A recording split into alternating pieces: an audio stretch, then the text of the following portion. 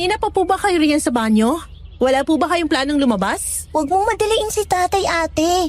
Alam mo namang matagal yung natatapos kapag nagji-jibs. Mag-iisang oras na, Emily. Normal pa ba to? Pansin ko rin kasi kanina parang hindi magandang ekspresyon ng mukha niya. Oo nga no, namumutla rin siya kanina. Ang sabi niya kagabi, hirap daw siyang makatulog. Ano yun? Tay? Okay lang po ba kayo dyan? Ba't hindi po kayo sumasagot? Bubuksan ko na tong pinto! Diyos ko! Emily, si tatay nasa sahig! Wala siyang malay! Tumawag ka na ambulansya! Bilis!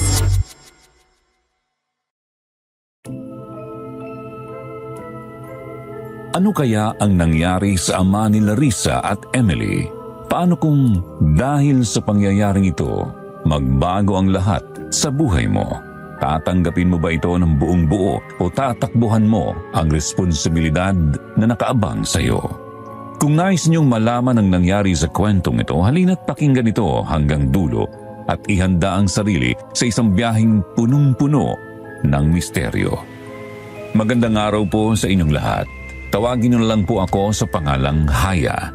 Ako po ang apo ni Lola Emily at ang kwentong ihahatid ko sa inyo ngayon ay ang kwento ng kapatid ng lola ko, si Larissa. Hindi pa man ako nabubuhay sa mismong mga araw kung kailan ito nangyari. Para na rin akong nandun sa mga panahong yon dahil parating ikinikwento sa amin ni Lola ang karanasang yon. Nung una, hindi ko kayang paniwalaan ang mga ito.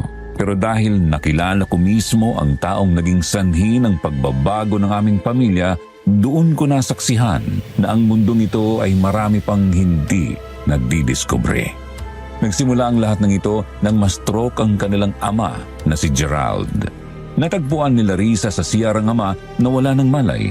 Nang dalhin nila ito sa ospital, doon sinabing nagkaroon ito ng mild stroke. Naagapan naman ang ama pero hindi na nanumbalik pa sa dati ang lakas nito. Hindi na ito makalakad pa kaya hindi na rin ito nakapagtrabaho pa bilang konduktor. Ang lola kong si Emily ay high school pa lang kaya ang sumalo sa responsibilidad upang buhayin sila ay ang nakatatandang kapatid na si Larissa. Si Larissa ang pumalit at naging konduktora. Siya ang sumalo sa mga bayarin sa bahay, sa pang-araw-araw nilang gastusin at sa pag-aaral ni Lola Emily.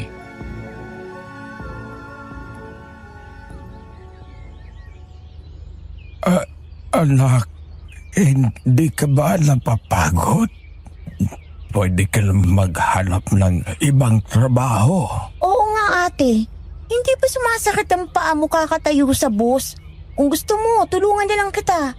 Pwede naman akong huminto muna sa pag-aaral. Oy, Emily! Anong hihinto?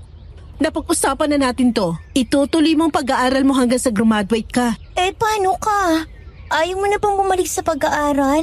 Saka na, kapag nakatapos ka na. Tagal pa nun ate. Maghanap ka na lang kaya ng ibang trabaho. Yung bagay sa'yo. Hindi yung parang nabubugbog ka nilang palagi sa pagod. Sus, para namang hindi ako sanay. Tsaka kasama ko naman si Miguel kaya masaya naman kahit papanong biyahe.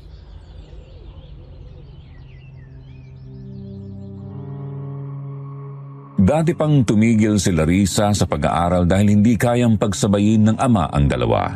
Dahil dito, si Larissa palagi ang tumutulong sa kanyang ama sa mga gawaing bahay. Pati pagbubuhat ng mga mabibigat ay si Larissa na rin ang gumagawa. Wala namang kasing ibang lalaki sa puder nila bukod sa kanilang ama. Ngayon niyang tuluyan ng hindi na nakakalakad ang padre de pamilya, napunta na kay Larissa lahat ng mga mabibigat na gawain. Pag-iigib ng tubig, pagsisibak ng kahoy at pag-aayos sa mga parte ng bahay na kailangang ayusin. Si Larissa lahat ang gumagawa.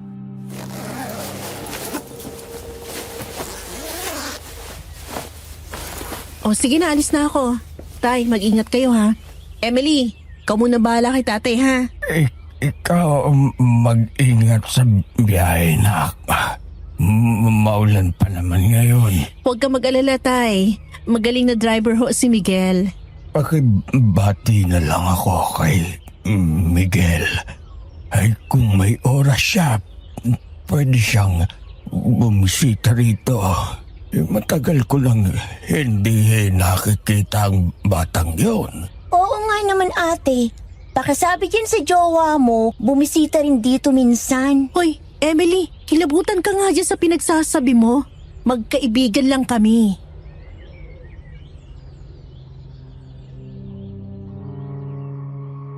Hindi na pinansin pa ni Larissa ang panunukso ng kapatid at umalis na sa kanilang bahay para magtungo sa terminal.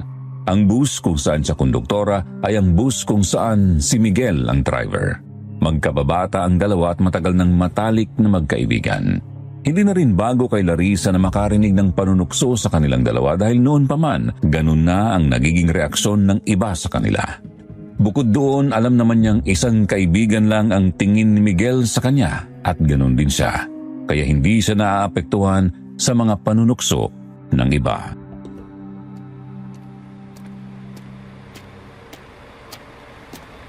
Ang tagal mo naman, Riz. Muntik na ako magdesisyon na iwan ka rito eh. Wow, on time kaya ako. Wala pa nga masyadong pasahero eh. Ay sus, kumpara kahapon, mas matagal ka ng 10 minuto. Nagpapaganda ka siguro para sa akin, no? Miguel, ang aga-aga pero ang kapal na agad ng mukha mo. Hindi pa pwedeng nakipagtsikahan mo na ako kay na tatay? Hindi ko na nga nasuklay ng maayos tong buko tapos magpapaganda pa ako para sa'yo. Kaya naman pala ang gulo ng pagkakapuyod ng buhok mo eh. Halika nga dito, ayusin natin.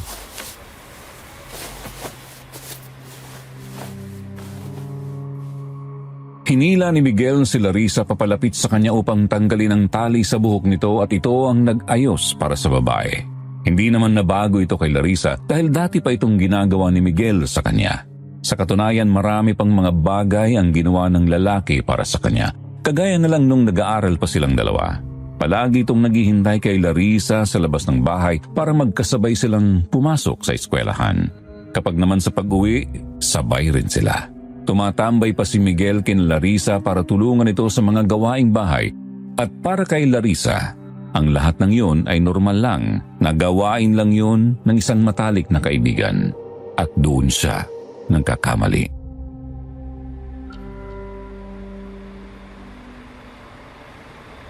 Nga pala, Riz, ibang rutang dadaanan natin ngayon. Bakit? May nangyari ba? Nagka-landslide daw eh. Kaya doon tayo sa ibang ruta dadaan. Medyo mahirap pa naman yung daanan lalo na't maulan ngayon. Mahaba pala magiging biyahe ngayon kung ganon. Oo eh. Magiging okay ka lang ba? Baka magreklamo na yung mga paa mo. Sus, sino ba sa tingin mo tong kausap mo, Miguel? Kahit na, hindi ba ako pwedeng mag-alala? Ngayon ka na naman sa mga banat mo ha. Pagtitripan mo na naman ako.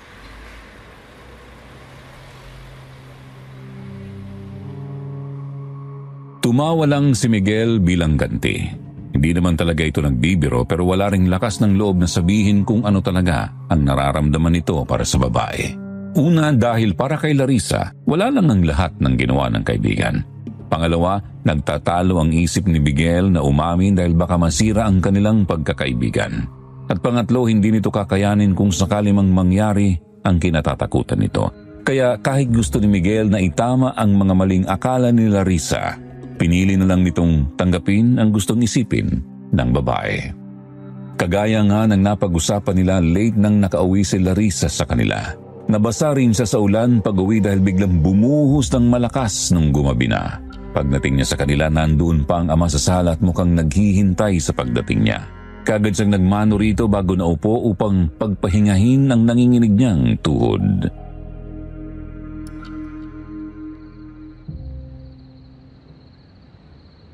Ba't gising pa kayo? Ang lalim na ng gabi ah. Hindi ka pa kasi nakakauwi. Nag-aalala lang ako sa'yo. Nagbago kasi ng ruta, tay. Doon kami dumaan sa matarik na daan kasi nagka-landslide sa kabila. Ay, kailan ba maayos ang daan sa kabila? Huwag mong sabihin doon pa rin kayo dadaan bukas. Delikado ron eh. Muntik na nga kaming maaksidente ron dati. Walang choice, tay eh. Hindi rin naman sinuspende ang biyahe kahit may paparating na bagyo. Baka sa susunod pang linggo kapag naglandfall na talaga.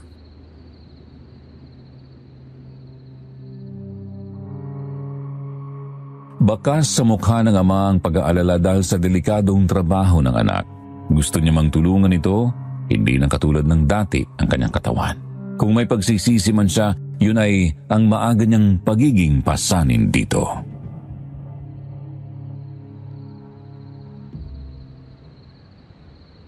Mag-iingat ako, tay. Huwag kayong mag-alala.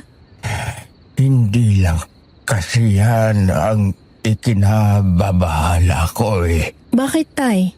May iba ho bang problema? narinig ko kanina sa kapitbahay natin, may barko ng aswang ang dumating rito sa probinsya natin. Umusbong na naman ang kwentong yan. Narinig na natin yan dati, tay. May nakakita raw, anak. May nababalita ng mga kwento na mayroon na daw silang inataking mga tao. Sus, di na rin bago yan, tay. Sige na ho, matulog na kayo. Wala pong aswang ang mananakit sa atin, okay? Kung meron man, ako nang bahala.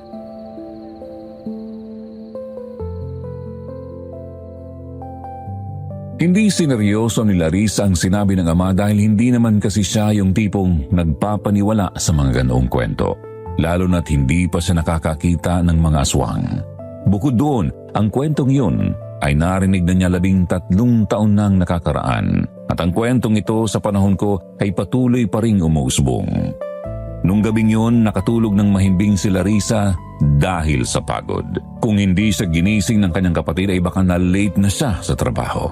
Habang kumakain sila, panay ang buntong hininga ng kanyang ama. Halatang hindi napawi ang pag-aalala nito kagabi.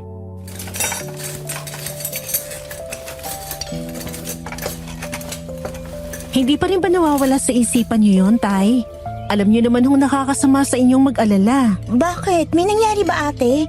Tungkol ba to sa barko ng aswang? Oo, alam mo rin yun? Ayan din kasing usap-usapan sa eskwelahan eh. Ngayon, alam mo na, Larissa, na kalat na dito sa atin ang tungkol sa barko na yan. Ano ho bang pwede nating gawin? Wala rin naman tayong magagawa sa mga usap-usapan na yan. Alam ko naman yon. Pero mas mabuti na maging maingat tayo. Ito, isuot mo ito.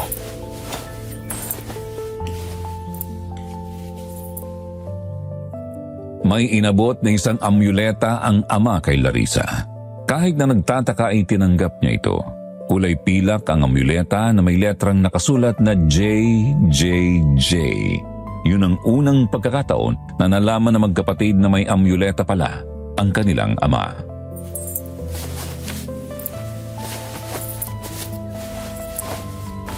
Para sa inyan, tay.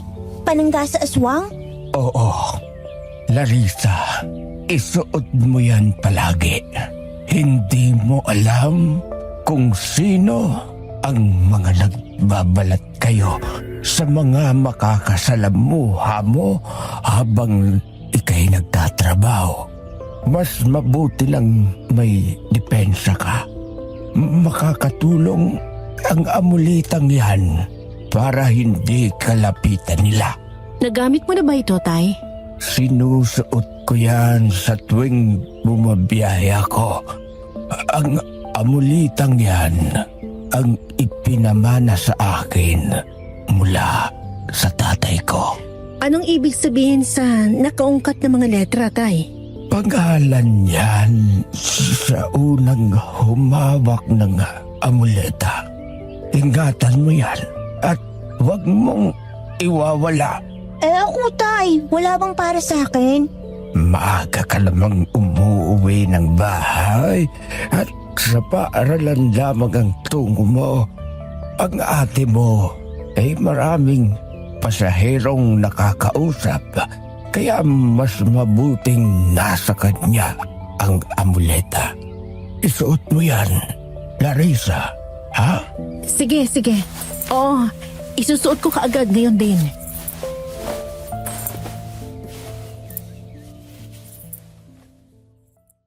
Para hindi na mag-alala ang kanyang ama, ikinabit niya sa kanyang sinturon ng amuleta bago tuluyang umalis ng bahay.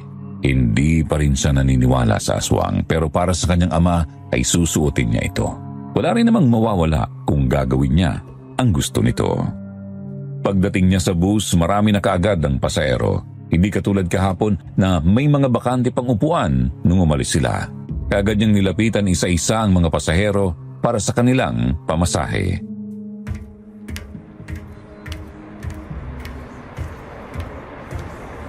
Saan po kayo, ma'am? Kayo, sir? Ay, sir, may bayad na po yung bata. Ari, ala, ma'am, sorry po. Okay lang po ba kayo? Ba't ka kasi haharang-harang? Sorry, ma'am. Hindi ko naman po kasi nakalang bigla kayong tatayo. So, kasalanan ko pa. Kung tumitingin ka kasi, Pasensya po ulit, ma'am. Saan pong stop nyo? sa last stop ako.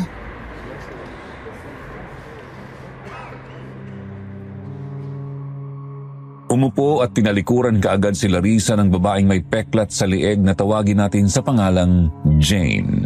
Buntis ito kaya inintindi na lang ni Larissa ang pagiging masungit nito. Baka kasi dahil may dinadala kaya nagsusungit. Sensitibo pa naman ang mga buntis. Ang hindi lang nagustuhan ni Larissa ay dahil sa inakto nito nung ibibigay na niya sana ang tiket ng babae. Umuusog ito palayo sa kanya at nagdadalawang isip pang abutin ang tiket na parang takot na magkalapat ang kanilang balat. Nang tumigil sila sa isang bus terminal para kumain ng tanghalian, hindi siya nagdalawang isip na maglabas ng sama ng loob kay Miguel habang kumakain.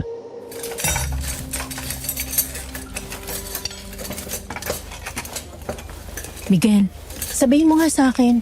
Decente naman akong tingnan, di ba? Pwede na. Anong pwede na? Pwede lang mapagkamalang basagulera. Ano ba? Pwede mo maging seryoso ka muna? Seryoso naman ako palagi eh. Bakit? May problema ba? Kailan ka pa naging conscious sa pananamit mo? Yung isang pasahero kasi, parang pinandidilingan ako. Di naman ako mabaho. Tsaka kahit hindi ako kagandahan, sinisigurado ko namang maayos akong tingnan.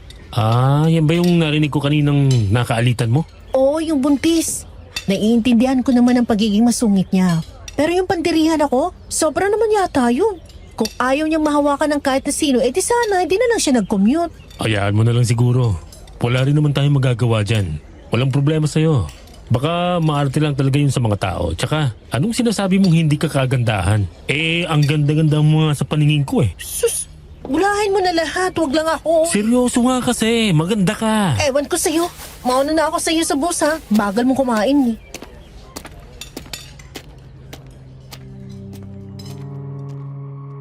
Nagmamadaling umalis si Larissa sa kainan at bumalik na sa bus. Dati naman hindi siya naaapektuhan sa mga ganoong banat ni Miguel. Pero kapag wala kasi ang mapaglaro nitong ngiti, napipilitan siyang mag-isip ng ibang bagay. Ibang bagay na para kay Larissa ay imposible. Hindi niya na lang yun inisip pa at nag-focus na muli sa trabaho nang magsimula ng umandar ang bus. Patungo na sila sa matarik na daan kung saan naroroon ang bangin. Sanay na siyang nakatayo pero palagi siyang napapahawak sa dulo ng upuan upang hindi matumba dahil sa pasikot-sikot na daan doon. Mabagal lang ang kanilang takbo dahil madulas ang kalsada dahil sa ulan. Tiningnan ni Larissa ang gawin ng buntis na tahimik lang habang ang mga tingin ay nasa labas. Hawak-hawak nito ang maumbok na tiyan. Kahit ayaw niya man itong lapitan, kailangan niyang gawin dahil hindi niya pa nakukuha ang bayad nito.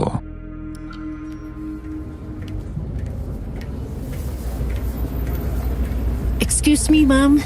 Kukunin ko na ho yung bayad niyo. Ikaw na naman ang konduktor? Bakit ba kasi hindi nagbabago ng konduktor dito? Ma'am, may problema po ba? Parang kanina pa po kayo galit sa akin eh. Hindi ako galit, okay? Ayaw ko lang sa amoy mo. Ano po yun, ma'am? Wala. Ito ng bayad. Lumayo ka kaagad sa akin. Bilis.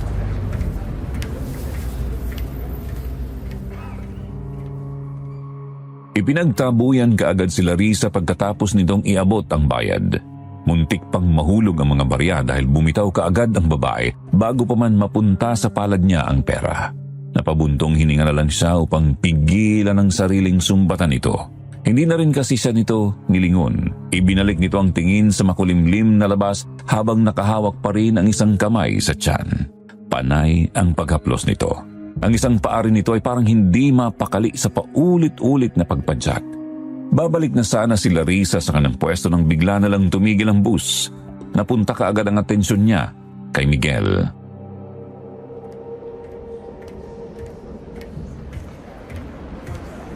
Migs, may problema ba? Ba't ka tumigil? Hindi ko alam. Ayaw umandar eh. Bababa lang ako saglit. Tingnan ko kung anong problema. Sige, gamitin mo tong payong ko oh. Ang lakas ng ulan eh. Bis, ba't po tayo tumigil dito? Pasensya na po ma'am. Mukhang nasiraan po tayo eh. Pero wag ko kayo mag-alala. Inaayos na ho ng driver ang problema. Mabilis lang ba, Bis? Nagmamadali kasi ako eh. Ako rin. Ano ba tong bus na to? Ang daming problema.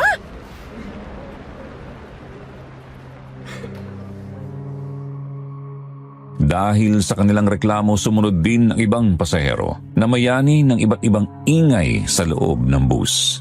May ibang piniling lumabas, naghahanap ng ibang masasakyan, pero bumalik din kaagad sa loob dahil sa lakas ng ulan.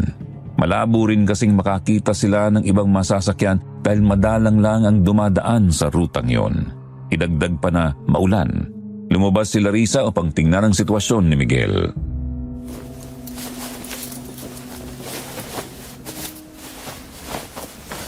Migs, okay na ba? Nako, Riz, malas. Ha? Mukhang hindi lang ang gulong ang problema eh. Yung makina talaga. Malabong makakabiyahe tayo kaagad nito. Stranded tayo?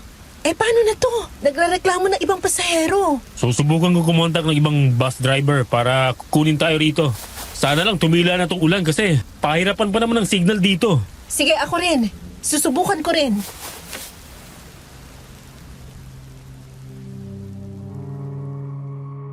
Sabay nilang kinuha ang mga cellphone para tumawag pero kaagad ding napabuntong hininga dahil kahit isang kudlit man lang ng signal ay wala. Hiniling ni Larissa noon na sana tumila na ang ulan para magkasignal na sila. Bumalik siya sa loob at ganoon din si Miguel upang sabihin sa mga pasahero ang nangyari. Marami ang mga nagpanik pero dahil sa pag-aalo ni Miguel sa kanila kahit papaano, kumalma ang mga pasahero. Nanatili ang lahat sa kani-kanilang upuan bukod sa isa. Si Jane, tumayo ito at salubong ang mga kilay na nakatingin sa kanila.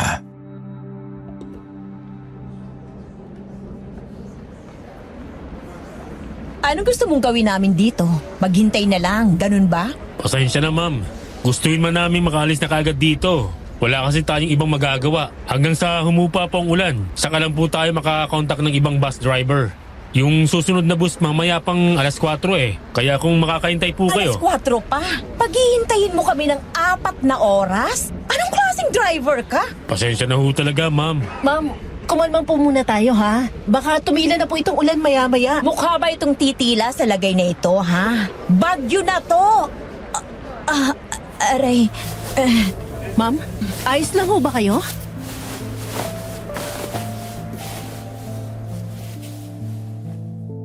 Napahawak si Jane sa kanyang tiyan at bahagyang napayuko, animo na mimilipit sa sakit.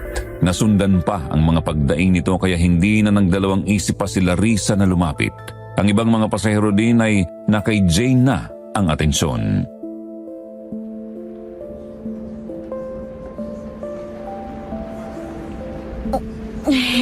Ang tiyan ko, manganganak na yata Ay, ako. naku, ma'am. Umupo muna kayo, ma'am. Miguel, tulungan mo ako. Anong gagawin natin? Ang sakit. Tulungan niyo ko.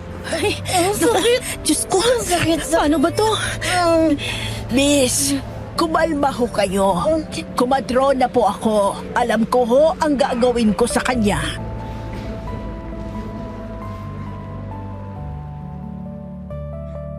Biglang lumapit ang matandang pasahero sa kanila at inalalaya ng buntis. Dahil sa kalmado nitong mukha na ibsan din ng kaba at pag-aalala sa puso ni Larissa. Binigyan sila ng instruksyon ng kumadrona at sinunod naman nila ito. Ganon din sa ibang mga pasahero na nakatutok na sa ginagawa nila. Binaba nila sa upuan si Jane upang maging komportable ito. Si Miguel naman ay nakasuporta sa babae habang siya ay nanatili sa tabi nito at nakahawak sa mga kamay. Namayani ang mabigat na pagdaing sa buso pang mailabas lang ang bata. Lahat ng pasahero ay tahimik na nakasuporta sa panganganak ni Jane sa gitna ng lakas ng ulan.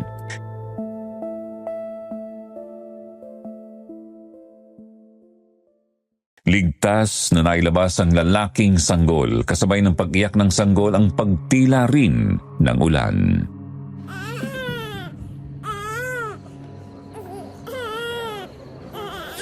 Congratulations, Iha. Ligtas mong nailuwal ang anak mo. Maraming salamat sa inyo. Ma'am, okay lang po ba kayo? Ma'am Helena, ano pong pwede natin gawin? Sobrang putla po niyo, oh. Kailangan natin siyang dalhin sa ospital. Mas mabuti nang maasikaso kaagad siya kaysa manatili rito. Bumalik na ang signal. Tatawag kaagad ako ng ambulansya.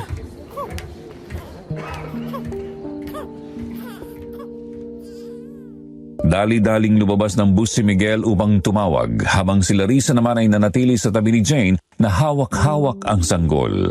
Hindi rin nagtagal ay kinailangan niya itong suportahan dahil nawawalan na ito ng lakas.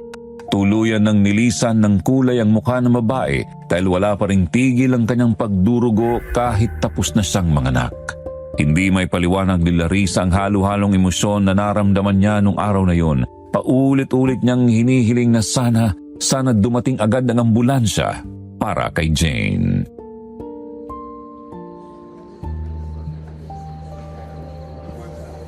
Ma'am, wag po muna kayo matulog ha. Konting hintay na lang po. Dadating din ang ambulansya. Ang anak ko, iligtas mo ang anak ko. Ho? Ano po ibig niyo sabihin? Okay lang po anak niyo. At kailangan niyo maging malakas para sa kanya. Ang lakas ko ay tuluyan ang kinuha ng anak ko. Hindi na ako magtatagal. Naku, wag po kayo magsalita ng ganyan, ma'am. Miguel, matagal pa ba? Pakiusap. Kung sakali mang mamatay ako, tanggapin mo ang anak ko. Alagaan mo siya para sa akin.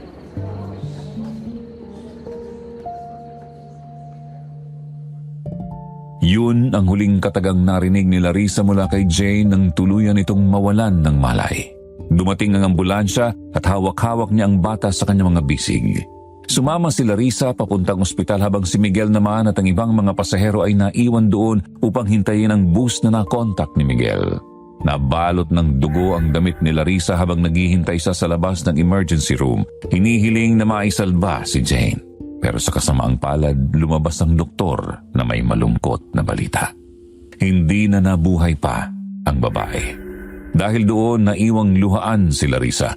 Hindi man niya kaano-ano ang babae at hindi rin naging maganda ang naging palitan ng salita nila, hindi pa rin yun naging hadlang upang tumangis siya sa naging kapalaran nito.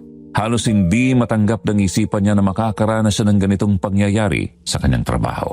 Isa na roon ang responsibilidad na inihabilin sa kanya, ang kupkupin ang sanggol. Hinintay ni Larissa na makarating sa ospital si Miguel. Ibinalita niya rito ang sinapit ng ina ng bata, pati na rin ang gagawin niyang pagkupkup sa bata.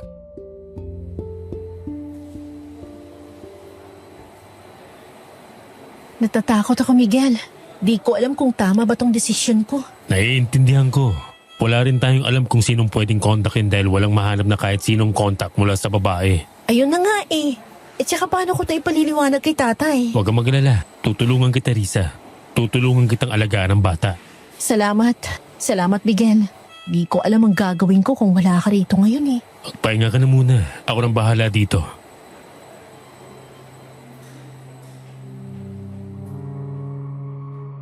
Si Miguel na ang umasikaso sa dapat nilang asikasuhin bago sila tuluyang umalis habang daladala ang sanggol. Puno ng kaba at pag-aalala ang puso ni Larissa habang papauwi sa kanila. Mabuti na lang at nanatili sa tabi niya si Miguel. Sabay silang pumasok sa bahay nila Larissa.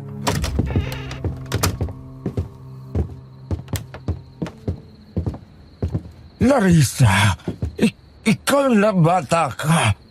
Nag-alala kami sa'yo. Anong ibig sabihin doon sa text mo? Magandang gabi po, Tay Gerald. Miguel, ikaw ba yan? Ang tagal mong hindi bumisita rito. Itong bit-bit mo, ito na ba ang sanggol na sinasabi ni Larissa? Opo, Itay. Ipapaliwanag ho namin sa inyo ang buong nangyari. O siya, sige. Pero magpahinga muna kayo. Pagod na ang mga mukha ninyo.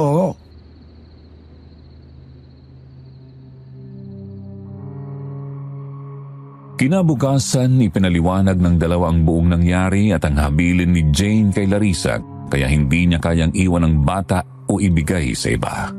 Habang nagkikwento siya, napansin ng kanyang ama ang kanyang pagkabagabag kaya tinanong siya nito sa kanyang desisyon.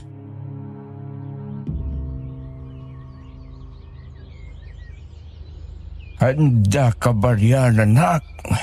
Mahirap magpalaki ng isang bata. Ayun nga pong inaalala ko, Tay. Di ko alam kung makakaya ko na eh. Lalo na pagdating sa gastusin. Nandito ako, Riz. Mag-aambag din ako para sa bata. paano ang trabaho mo? Hindi mo naman pwedeng iwan ang sanggol. Oo nga, Tay. Nalilito rin talaga ako kung paano ko ito pagsasabayin. Paano kung ako na lang muna magtatrabaho? Saka ka na lang bumalik kapag pwede mo nang iwan yung bata. Ha? Naku, hindi yung pwede, Migs. Paano na lang pamilya ko? Ate, may suggestion ako. Paano kung iwan mo na lang muna natin kay Ate Asyang ang sanggol? Total magbabakasyon naman siya dito sa atin sa susunod na linggo.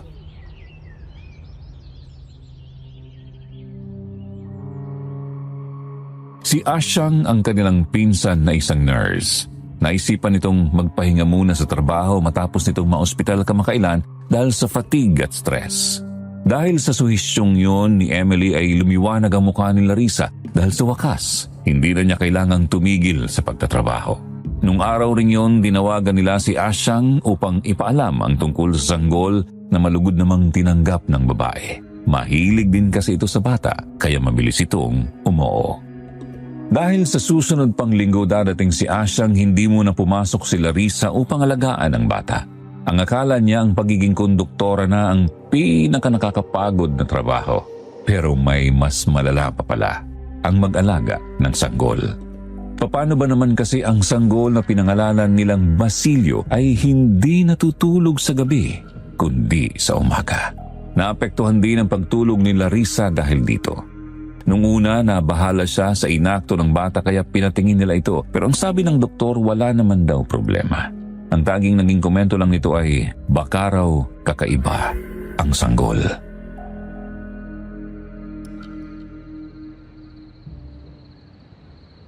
Grabe, wala pang isang linggo pero parang mauubos na yata ako eh. Di ko alam na ganito pala kahirap maging ina. Narinig mo yung Basilio? Nagre-reklamo ng mama mo sa'yo eh. Vampira ka siguro, no? Ikaw muna bahala dyan ha. Magtitimpla muna ako ng gatas. Sige mahal, ako nang bahala sa anak natin. Tumigil ka nga, Miguel. Pagod ako. Baka tumama tong kamao ko dyan sa mukha mo.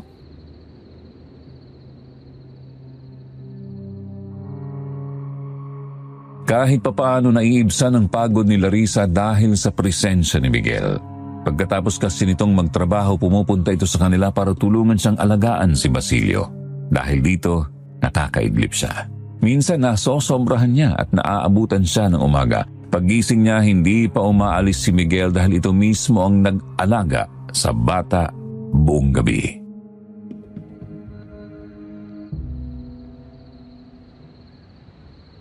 Migs, baka gusto mo nang umuwi. Alam ko hindi ka pa nakakatulog. Masama pa naman yan sa driver na kagaya mo. Okay lang.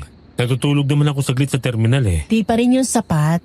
Paano kung bigla ka nalang makatulog habang nagda-drive? Eh di madidisgrasya ka pa. Hala, Risa, nag-aalala ka ba sa akin? Bago yan ah. Pwede bang seryosohin mo ko kahit minsan? Matulog ka na muna kasi. Tapos na ako magtimpla. Ako na dyan. Sige, sabi mo eh.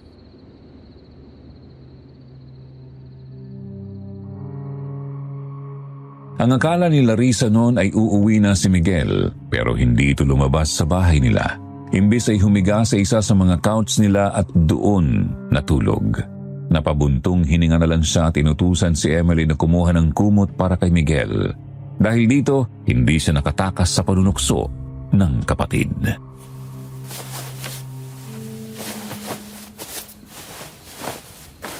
Uy, ate ang dedicated ng future asawa mo Tumigil ka nga, Emily.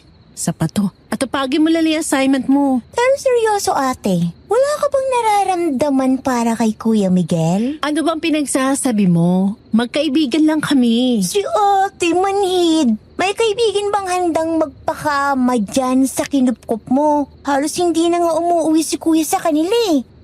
Paano kung dito na lang kaya siya tumira ate? Para hindi na siya mapagod pang umuwi sa kanila, tapos pupunta na naman dito.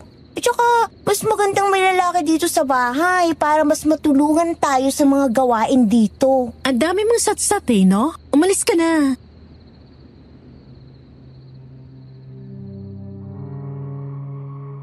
Kahit na tinaboy ni Larissa ang kapatid, hindi niya maalis sa isipan ang sinabi nito. May punto naman kasi si Emily, pero hindi naman niya yun kayang sabihin kay Miguel. Masyado na siyang nagmamalabis kapag pati ang pagtira sa kanila ay hihingi niya sa lalaki. Isa pa, magmumuka silang live-in kung sakali mang dito na nga tumira sa kanila si Miguel. Lumipas ang 1 linggo at tuluyan na ngang dumating si Asyang. Malawak kaagad ang ngiti nito at agad na kinarga ang sanggol sa mga bisig. Kampante namang iwan ni Larissa kay Asyang ang bata dahil magaling itong mag-alaga. Na-assign na rin kasi ito sa ward ng mga sanggol sa ospital na pinagtatrabahuan nito.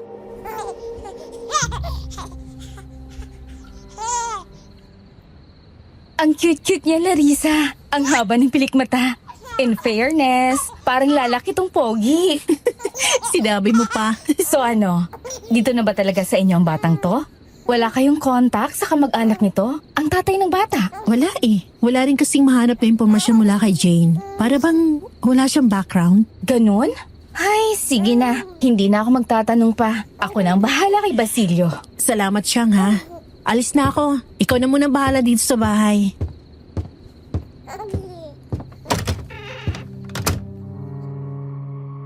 Bumalik agad sa trabaho si Larissa. Nagulat pa nga nung una si Miguel sa pagpasok ng babae. Hindi niya nakalang babalik kaagad ito pagdating pa lang ni Asyang. Halatang nananabik na talagang magtrabaho ulit. Muli silang naging pares sa pagtatrabaho. Pero sa mga oras na yon, ramdam ng dalawa na may nagbago na sa kanila. Isa na roon ang kanilang pinag-uusapan. Kung dati puro mga biro lang, ngayon nadagdagan na ito ng tungkol sa kanilang sanggol na si Basilio. Ang mga kailangan nito sa pang-araw-araw at kung ano ang mga kinikilos nito nung nakaraan. Para na talaga silang mag-asawang may binubuhay na anak.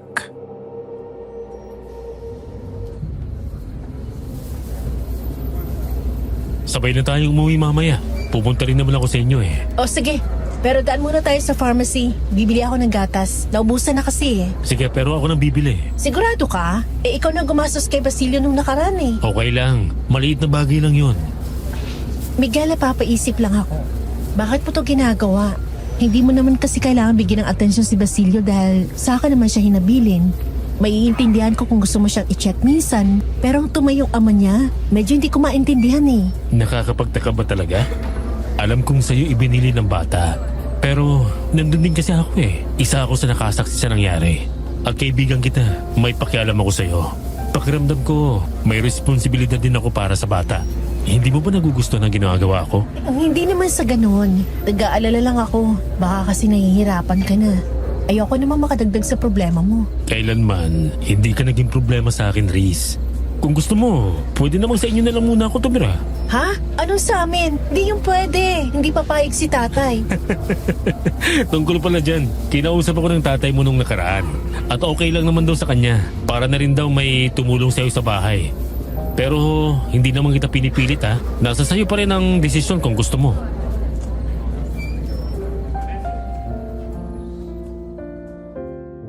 Hindi makapaniwala si Larissa sa kanyang narinig. Pakiramdam niya ay pinagkaisahan siya ng mundo. Ang akala niya isang imposibleng ideya ay posible pala dahil lang sa permiso ng kanyang ama. Hindi siya kaagad sumagot noon kay Miguel at pinag-isipan niyong mabuti. Hanggang sa makauwi sila sa kanila, kaagad silang sinalubong ni Asyang na may pag-aalala sa mukha.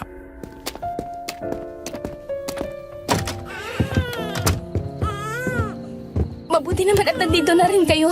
O bakit siya? May nangyari ba? Si Basilio kasi, kanina pa umiiyak. Ayaw tumahan kahit anong gawin ko. Ay, hindi naman iyakan niya si Basilio eh. Pinagtimpla mo ba ng gatas? Oo, pero ayaw talagang tumahan eh. Pagising niya kanina, umiyak ka agad. Naku, bakit naman umiiyak ang Basilio namin?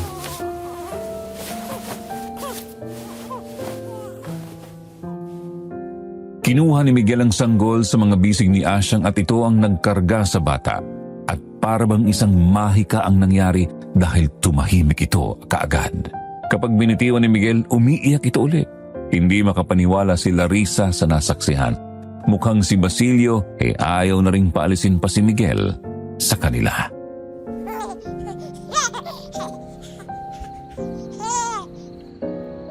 Naku, kuya, paano na yan?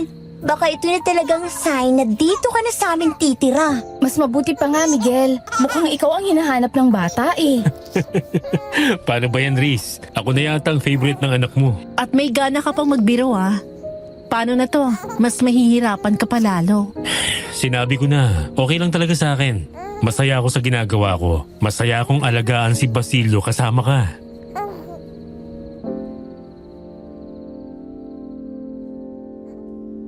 Nung gabing yon, nakipag-usap si Larissa sa kanyang ama patungkol sa paglipat ni Miguel pansamantala sa kanila.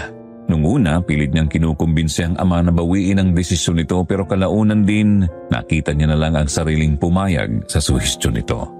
Kung magiging totoo siya sa sarili, wala rin naman talagang problema sa kanya. Mas matutuwa pa siya dahil kasama niya si Miguel at mas nagiging kampante siya kapag alam niyang nasa tabi niya ang lalaki. Para kay Larissa, si Miguel ang tipong taong kayang iresolba lahat ng problemang meron siya at handa siyang damayan kahit saan mang parte ng kanyang buhay. Pagkatapos ng kanilang pag-uusap, kaagad niyang ipinaalam kay Miguel ang naging desisyon. Bakas sa mukha nito ang saya nang marinig ang pagpayag niya. Kinabukasan din, kaagad itong lumipat sa kanila at tama nga ang kanyang ama. Mas gumaan ang trabaho niya sa loob ng bahay. Dahil din sa presensya ni Asyang, kaya mas nagkaroon pa sila ng tulong sa mga gawaing bahay at sa pag-aaruga ng bata. Araw-araw sabay si Larissa at Miguel na pumapasok at umuwi sa kanila. Hindi rin nagtagal ang mga usap-usapan sa kanilang mga kapitbahay patungkol sa kanilang relasyon.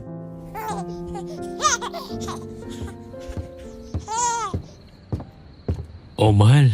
Ikaw muna magkarga kay baby, ha? Laban ko lang tong mga lampin niya. Ayan ka na naman eh. Kaya tayo napagchichismisan kasi pinapalala. Hindi ba pwedeng natutuwa lang? Ano nakakatuwa ron? Bilisan mo na dyan. Magluluto pa ako ng hapunan natin. Ah, nga pala, Riz. Okay lang ba talaga kay Basilio na mainitan ng araw?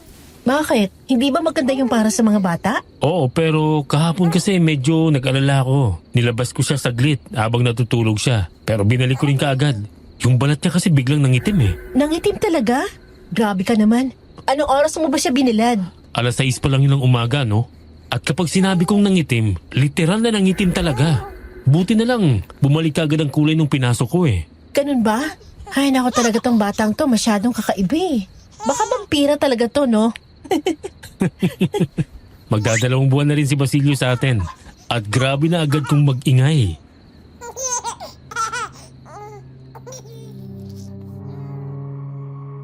Sa mga araw na nagdaan, unti-unti na ring nasasanay si Larissa at Miguel na maging magulang sa bata.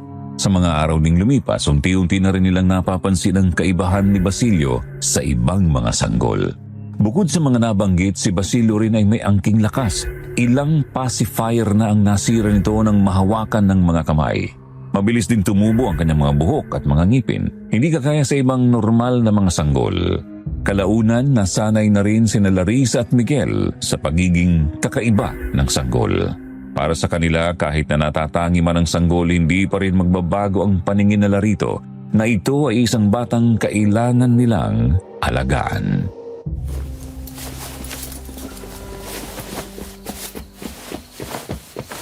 Oh, Hasyam. Anong itinakbo mo't bakit hinihingal ka? May aso humahabol sa akin. Nagulat ako, muntik na ako makagat. Kaninong aso? Sa pagkakaalam ko, wala namang may aso sa mga kapitbahay natin. Ewan ko kung kanino yun. Doon ko sa kalsada nakita. Ang laki-laki pa nga. Akala ko canine eh. Dumaan lang naman ako pero bigla akong tinahulan. Akala ko nga hahabulin ako hanggang dito sa bahay. Buti na lang, tumigil na ron sa banda nila Mang Perez. Hindi ka naman nakagat? Hindi. Ang bilis kong tumakbo eh. Pakiramdam ko nga parang lumipad na ako.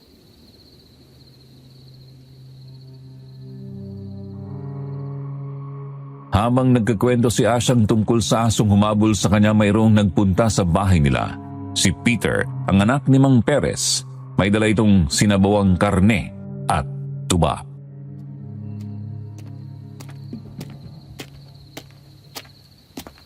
Lar, ito na yung pinapadeliver niyong tuba. Saka itong ulam din oh, pinabibigay pala ni tatay. Oy Peter, salamat ha. Parang busy yata sa inyo ngayon ha. May handaan ba? Ay hindi naman, unang sweldo kasi ng puso namin, kaya yun. Kaya ba ang daming tao? Kanina ko pa napapansin ang ingay sa inyo eh. Ah, si Pogs yun tsaka si Lola Ana. Sa amin muna daw sila matutulog ngayong gabi kasi natatakot pa silang bumalik sa kanila. Bakit? May nangyari ba? Gabi-gabi daw kasing may kumakatok sa pintuan nila. Kapag hindi nila binubuksan, yung bubong nila ang pinupuntirya. Ano? May mga magnanakaw na sa atin? Hindi. Ang sabi ni Pogs, aswang daw ang gumugulo sa kanila. Alam niyo naman siguro yung nagbabalita nung nakaraan, di ba?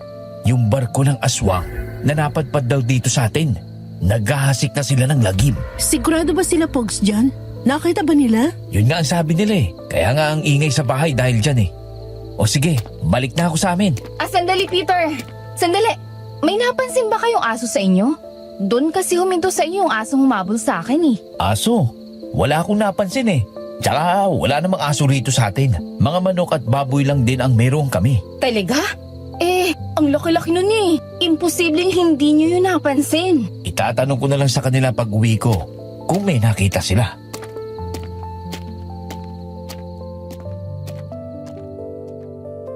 Tuluyan nang umalis si Peter.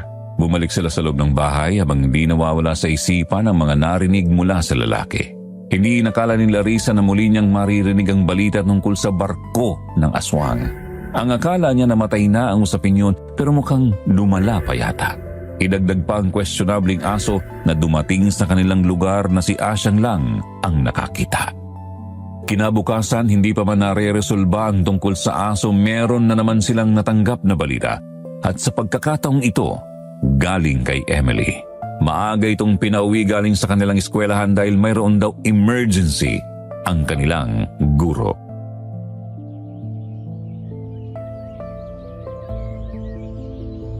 Ano daw bang nangyari sa teacher niyo? Hindi ako masyadong nakinig eh. Excited kasi akong umuwi. Ang naaalala ko lang, may tumawag kay ma'am tungkol sa mga inahin niyang baboy. Nakita lang daw ng kapitbahay nila na patay na. Parang pinugutan daw ng ulo. Yung mga lamang loob daw, nakakalat na sa kulungan ng baboy. Grabe, anong klaseng modus yan? Alam ba ng kapitbahay nila kung sino may gawa? Ayun lang ate, hindi ko na alam pa. Wala nang binanggit si ma'am sa amin kasi nagmamadali na rin siya. Baka may nakaaway ang teacher nyo at ginandahan siya. Ang hingin nga ni mami, kahit isang beses, hindi ko pa yun nakitang nakikipagtalo sa iba. Anong klaseng tao kayang gumawa nun? Baka aswang ka mo ate. Ha? Aswang na naman?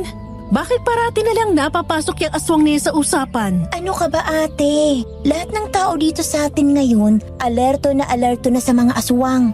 Pati nga mga kaklase ko eh, puro bukang bibig nila ang mga aswang.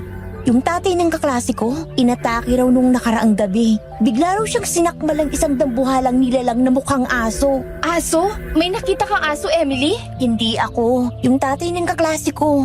Buti nilang daw may dalang itak ang tatay niya, kaya napaslan niya yung aso. Baka normal lang yung naaso, no? Sinabi ko na rin yan sa kaklase ko, pero alam mo ba kung anong sagot sa akin?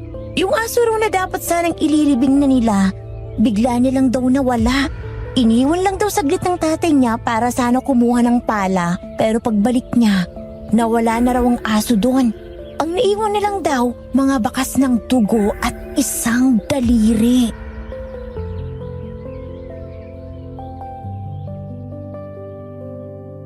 Hindi nagtagal, umabot na sa kanila ang nangyari sa mga alaga ng teacher ni Emily. Mukha nga raw pinaslang ang mga alaga niya at kinain ang ibang parte ng katawan nito at mga lamang loob. Dahil dito, nabahala ang mga tao sa kanilang lugar para sa kanilang mga alagang baboy. Lahat sila ay nakabantay na tuwing gabi.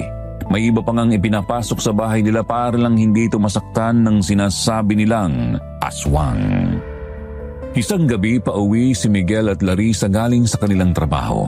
Madilim na ang daan at namatayan pa sila ng ilaw sa kanilang mga cellphone kaya huminto muna sila saglit sa tindahan ni Mang Tio para bumili ng lighter.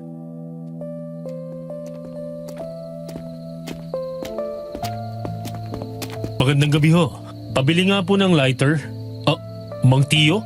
Anong nangyari dyan sa braso nyo? Ito ba? May lintik na aswang na umatake sa akin nung isang araw eh. Aswang ho? Nagbabalat kayo pang ang aso. Umaktong sugatan kaya nilapitan ko. Kahit na nagtataka ako kung bakit may aso dito sa atin na parang K9 ang dating. Tapos nung nakalapit na ako, kaagad sinakmal itong braso ko. Nahuli niyo po ba? Akala ko nga napatay ko eh, pero nakatakas. Nilinlang ako. Iniwan na lang sa akin isang daliri ng tao. Duda ko, naputol lang itak ko ang parte ng katawan niya, kaya ganun.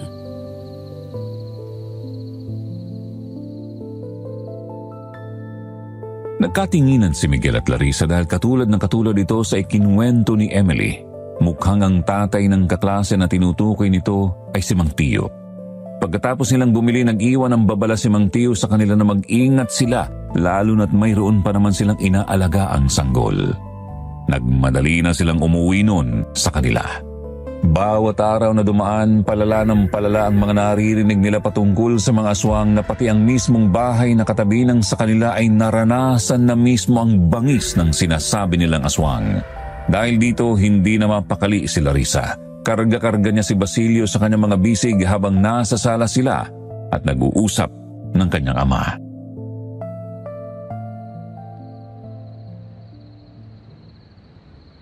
Oh, ano anak? Nagdududa ka pa rin ba? Tingnan mo naman ang nangyayari sa paligid natin ngayon. Oo na. Kinakabahan nga rin ho ako eh. Baka puntirihan nila si Basilio. Sa ngayon, wala pa naman tayong nararanasang kakaiba. Hindi nga natin maramdaman yung sinasabi ng mga kapitbahay na meron daw kumakatok sa mga pinto nila tuwing alas 12 ng gabi. Napansin ko rin yan, Miguel.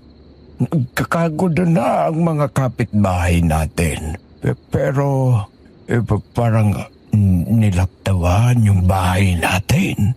Hindi kaya dahil sa amuleta na binigay mo sa akin, Tay? Palagi ko pa rin siyang sinusuot kagaya ng sinabi mo. Kaya siguro hindi tayo nilalapitan ng mga aswang. Siguro nga, anak. Mukhang dahil nga sa amuletang yan. Kaya hindi pa tayo nilalapitan ng mga aswang. Pero kahit na ganun, maging maingat pa rin tayo. Ikaw, Emily, umuwi ka kaagad pagkatapos ng klase mo. Ikaw naman na siyang huwag kang masyadong tumambay sa labas para lang makipagkwentuhan kay Peter. Opo, hindi na ako lalabas. Natatakot na rin ako eh.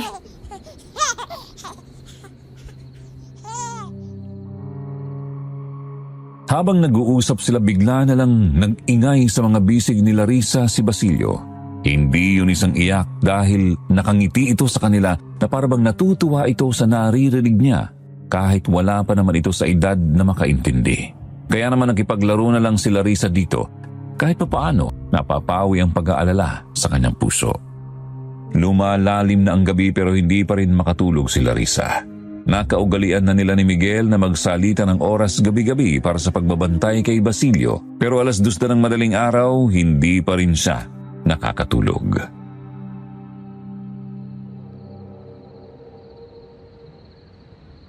Riz, may problema ba? Ewan ko. Hindi lang siguro matanggal sa isip ko yung tungkol sa mga aswang. Natatakot ka ba? Nag-aalala ako para kay Basilio. Nandito naman ako eh. Poprotektahan ko siya kaya matulog ka na. Walang masamang mangyayari, okay? Ano yun? Miguel, baka mga aswang na yan. Kumalma ka. Hindi sa bubong natin ang galing ang ingay na yon. Mukhang sa kapitbahay natin yon. Tama nga si Miguel. Dahil sumunod ang mga ingay sa labas, ibinigay ni Miguel si Basilio kay Larissa bago pumunta ng kusina at kunin ang itak. Plano nitong lumabas pero kaagad na hinawakan ni Larissa ang braso nito para pigilan. Ayaw niyang mapahamak ang lalaki. Nag-aalala ka ba para sa akin? Bago yan ah. Hindi ito oras para magbiro ka ha. Huwag ka nang lumabas. Mag-iingat ako, Riz. Kayo ni Basilio manatili rito sa loob. Ingatan mong bata. Kailangan kong tingnan ang nangyayari sa labas. Baka kailangan nila ng tulong. Sige, pero huwag ka masyadong lumayo. Huwag ka mag-alala. Titingnan ko lang ang labas. Binuksan na ni Miguel ang pinto at saka lumabas. Si Larissa na nasa loob ay hindi mapakali kaya nagtungo siya sa bintana upang silipin ang nangyayari. Kasabay ng pagwaksi niya sa kurtina ay ang pag-alingaw-ngaw rin ng isang angel. Kaagad niyang tirakpan ang tenga ni Basilio habang siya ay bahagyang napapikit sa nakaririn din itong boses. Sa ilalim ng maliwanag na buwan, may mga figurang tumatakbo sa bubong ng kanilang mga kapitbahay. Meron itong mahabang buntot at kumikiskis sa bubong habang tumatakbo ang mga nilalang. Ang mga braso nito ay mahahaba at mabalahibo at ang mukha hindi maipaliwanag ni Larissa ang mayroon sa mukha ng nilalang. Para itong may butas sa gitna ngunit may mga matutulis na ngipin sa gilid. At nasa bubong din ay si Mang Ben, ang kanilang kapitbahay. May dalang itak sa kanang kamay at sa kaliwa naman ay asin. Inihagis niya ito sa mga aswang. Sa baba ay nandoon si Mang Tio at Peter na may hawak na pana sa mga kamay. Hayop na aswang to! Mang Ben, ayos lang ba kayo dyan? Peter, mag-iingat ka! Lumayo kayo, Mang Tio! Sugat ang paho ang braso ninyo! Peter, papunta sa'yo ang mga aswang! Tumakbo ka! Leche! Masyado sila magalaw ah! Hindi ko matamaan! Dahil sa kanilang bilis na daplisan lang ni Peter ang isa habang ang mga kasama nito ay patuloy na tumakbo papunta sa kanyang direksyon. Base sa kanilang magaspang na mga pag-aangil ay mukhang galit na galit ito sa ginawang pagpana ni Peter. Tumalon pababa ang pinakamabilis sa kanila at mabilis na inambaan si Peter. Ngunit bago pa man tumama ang mga mahahaba nitong kuko, umikse na si Miguel at itinarak ang dala nitong itak sa gilid ng aswang. Umalingaw-ngaw ang pagdaing nito. Napatras din ang iba nitong mga kasamahan dahil sa presensya ni Miguel. Si Larissa na nakatanaw sa buong nangyayari ay gustong isigaw ang pangalan ng lalaki. Hindi na mapakali ang puso niya sa kaba at nang uunahan ng kanyang utak sa posibleng masamang mangyari kay Miguel kapag nagtagal pa ang lalaki roon.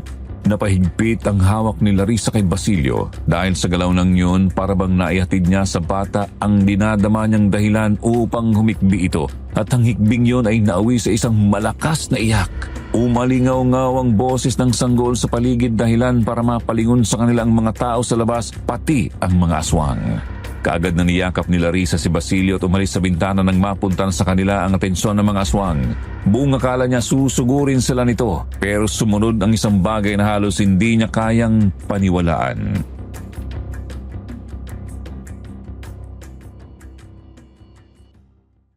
Umatras ang mga aswang. Bumaluktot ang kanilang mga buntot na parang natakot sa nasaksihan at isa-isang nagtakbuhan palayo.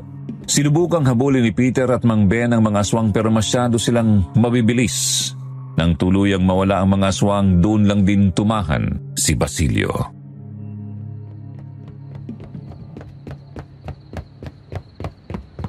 Risa! Si Basilio! Ayos lang siya. Pero yung nangyari, Miguel, hindi lang ako nakakita sa nangyari, di ba? Nasaksihan ko rin, Riz.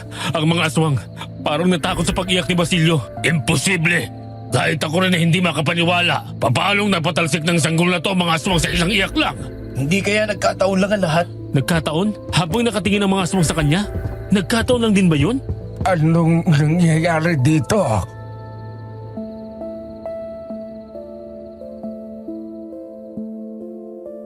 Napalingon silang lahat nang lumabas si tatay mula sa kwarto.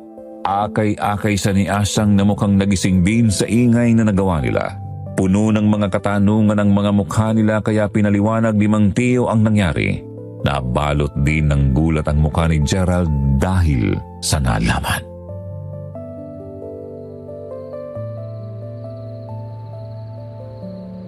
Diyos ko, ang batang ito, mukhang espesyal nga talaga. Hindi malabong siya nga ang nagpaalis sa mga aswang. Pero suot ko ang amuleta. Tama, baka dahil sa amuleta ko kaya sila umalis. Posible. Pero anak, isipin mong mabuti. Dati pa man, naiiba na talaga si Basilio. Mas malakas at mas mabilis siyang lumaki kumpara sa ibang mga sanggol. Hindi siya natutulog sa gabi. Baka may abilidad ang batang ito. Nasubukan niyo na ba siyang ipatingin sa isang albularyo? Hindi po. Kung ganun, mayroon akong kakilala. Kinonta ko siya nung nakaraan para papuntahin dito sa atin para sa mga aswang. Pwede nating ipatingin ang anak niyo sa kanya pagdating niya. Pero Larissa, walang masamang mangyayari sa bata. Oportunidad din natin ito para malaman kung ano talaga ang mayroon sa kanya. Lalo na wala tayong alam sa pinanggalingan ng ina niya.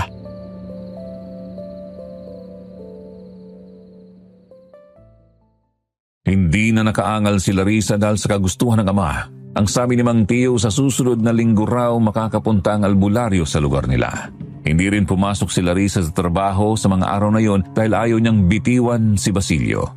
Napuno ng pangamba ang puso niya na baka balikan sila ng mga aswang pero nakagugulat dahil pagkatapos ng pangyayaring yun hindi na nagparamdam ang mga aswang.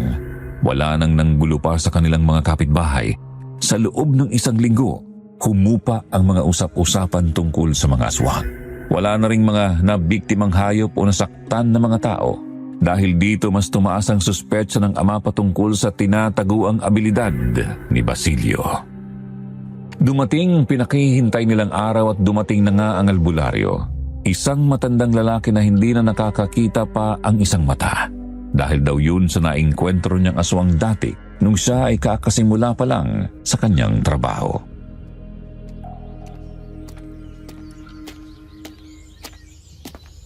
Magandang umaga sa inyo. Narito po ba nakatira si Larissa? Opo, dito nga po. Pasok po kayo. Larissa, halika rito. Huwag mong itago yung bata. Paano kung saktan niya si Basilio? Hindi, titingnan niya lang. Wala siyang gagawing masama. Paano ka nakakasiguro? Dito naman ako Makakaasa ka kapag may sinubukan siyang kalokohan. Ako agad ang haharap sa kanya, okay? Magtiwala ka sa akin. Hindi ko hayaang masaktan ang anak natin.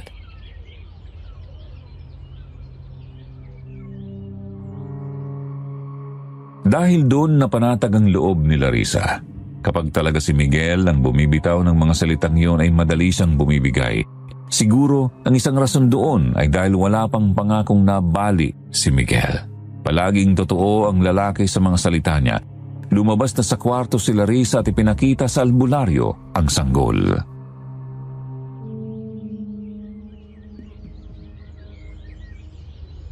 Ito na ho bang sinasabi ni Tio sa akin na ang sanggol na ito ang dahilan kung bakit hindi na bumalik pa ang aswang? Yun po ang tingin namin pero hindi po kami sigurado. May kakaiba ba kayong napapansin sa kanya matapos mangyari ang araw na yun? Wala naman ang nagbago kay Basilio. Maaari ko bang hawakan ang kamay ng bata? Sige po.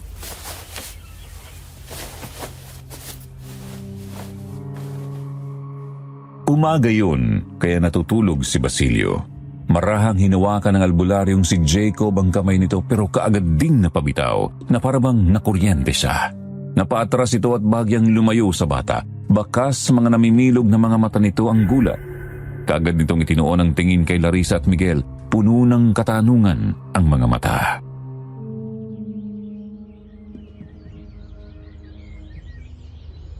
Inyo ba ang anak na ito? Hindi ho. Hinabilin po siya sa amin ng namayapa niyang ina. Ang ina niya. Kilala niyo po ba kung sino at saan siya nanggaling? Ang alam lang po namin, Jane ang kanyang pangalan. Bukod dun, wala na kaming alam patungkol sa kanya. Nang mamakasakali lang. Pero ang ina ba ng batang ito ay may peklat na krus sa bandang liig? Hindi po ako sigurado kung krus yun Pero may napansin nga po akong peklat sa leeg niya. May ibig po bang sabihin ng peklat na yun? Totoo nga ang hinala ninyo na ang batang yan ay espesyal. Noong nasa labas pa lamang ako ng bahay ninyo, ramdam ko na kagad ang malakas na puwersang nagpoprotekta dito. At noong mahawakan ko ang bata, ay nag-uumapaw ang lakas niya. Hindi lang siya isang bata na may abilidad, may nakatakda para sa kanya.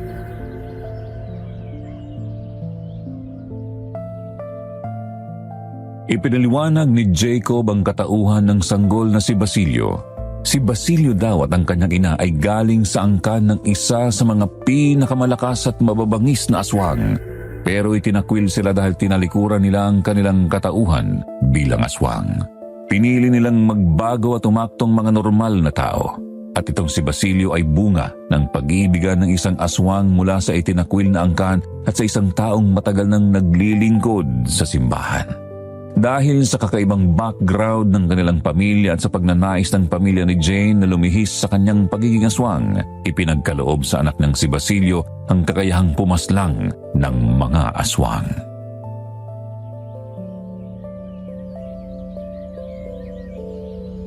Ang lakas na meron ng batang ito ay nakatakdang puksain ang mga aswang. Kaya nilisan ng mga aswang ang gabing yon nang marinig ang iyak ni Basilio dahil naramdaman nila ang kapangyarihan nito. Ibig bang sabihin nito, hindi na sila babalik pa rito? Hindi. Nagkakamali ka, iho. Hindi natakot ang mga ito. Ano pong ibig niyo sabihin? Kung tuluyan nang ang nilisan ng mga aswang ang lugar ninyo, wala na sana akong naramdamang mga bakas ng enerhiya mula sa kanila. Dahil hindi ugali ng mga aswang na mag-iwan ng bakas kung wala silang planong balikan ang lugar. Ito ay kutob ko lang. Pero sa tingin ko, kaya inaatake nila ang lugar na ito ay dahil hinahanap nila ang batang magiging banta sa kanila. Ngayong nakumpirma na nila at nakita ito. Ang ibig niyong sabihin ay... Babalik sila. Babalikan nila kayo. Ang dahilan kung bakit hindi nila kayo sinugod sa araw na yon at kunin ang bata ay dahil sa amuletang suot mo, Iha. Alam niyong tungkol sa amuletong ito? Oo, dahil ang angkang ko ang may gawa ng amuletang iyan. Isa sa pinakamalakas na amuletang nagawa ng namayapa ko ng lolo sa tuho. Kaya Iha, huwag mong tatanggalin yan. Maging mas maingat kayo sa mga susunod na araw dahil posibleng bumalik na ang mga aswang. Tandaan ninyo, may mga utak din sila. Ano pong pwede namin gawin?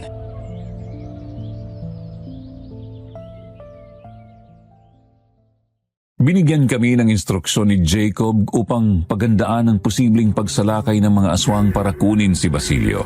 Hindi rin siya aalis sa lugar hanggang sa hindi niya nasisigurong magiging ligtas ang bata. Pinabili ni Jacob si Miguel ng 5 kilong asin at suka, habang ang langis naman ay iprinepara ni Jacob para ipahid ito sa kanilang mga pader. Ang asin naman ay ipinalibot sa kanilang bakod.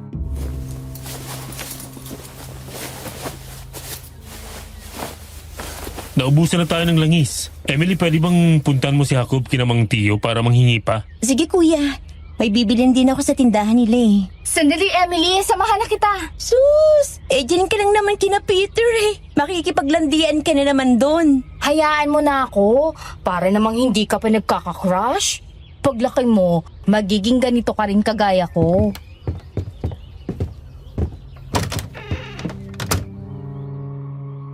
Sabay na lumabas ang dalawang babae at nagtungo papunta sa tindahan ni Mang Tio. Habang naglalakad sila, nakasalubong nila sa daan si Peter. May dala itong 2 bote ng suka sa mga kamay. Tumigil ito sa harapan nila at binati silang dalawa.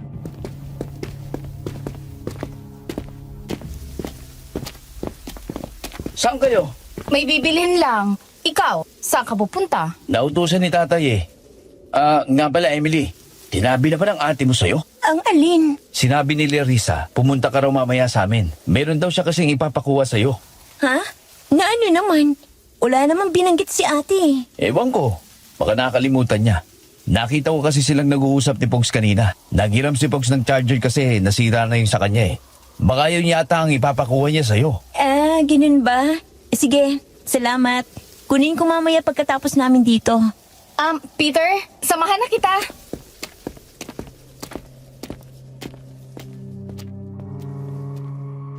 Napangiwi si Emily nang iwan siya ni Asyang at sumama kay Peter. Hindi na niya pinigilan pa si Asyang at nagpatuloy na sa iniutos nito sa kanya. Pagkatapos niyang bumili, dinaanan niya muna ang bahay nila Peter kung saan naroroon si Pogs. Pero iba ang bumati sa kanya.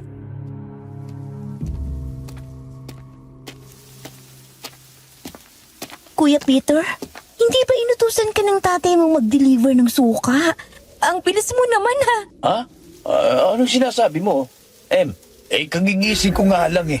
Napasarap tulog ko. Baka hindi na ako makatulog nito mamayang gabi. Ano? Nakasalubong ka lang namin kanini. Sumama pa nga sa'yo si Ate Asyang. Si Ate, nasan siya? Hindi ko alam. Kagigising ko nga lang, di ba? Walang inutos si tatay sa aking suka, no? Hindi naman kasi kami nagdi-deliver ng suka eh. Tuba, hindi suka.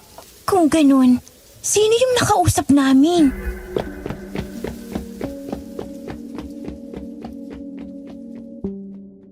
Nakaramdam ng nag-uumapaw na kaba si Emily. Hindi na niya hinintay pang makasagot si Peter at dali-daling tumakbo pauwi sa kanila. Kaagad siyang nagtungo sa sala kung saan naroroon ang kanyang kapatid at ama. Nagulat pa nga ang mga ito sa pagdating niya pero hindi niya pinansin ang nagtataka nilang tingin at inunang hanapin si Asyang. Pumasok siya sa bawat kwarto sa bahay at paulit-ulit na tinatawag ang pangalan nito pero hindi nagpakita si Asyang.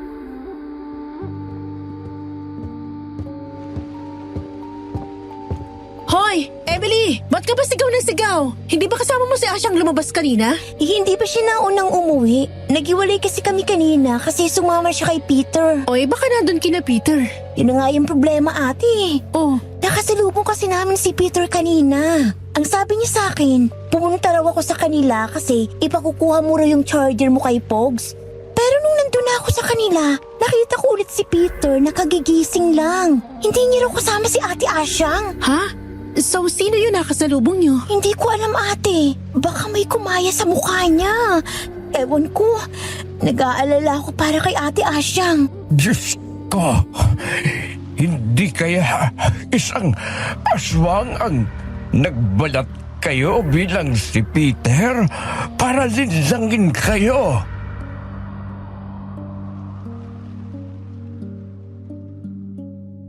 Lahat sila ay napalingon kay Gerald na puno ng pangamba. Namumutla ang mukha ni Emily sa takot na baka may masama nang nangyari sa kanilang pinsan. Hindi imposible ang naisip ng kanilang ama, lalo na't may kakayahan ng mga aswang na magpanggap sa kanilang pagkatao. At dahil balak nilang kunin si Basilio, hindi malabong isa ito sa kanilang mga panlilinlang.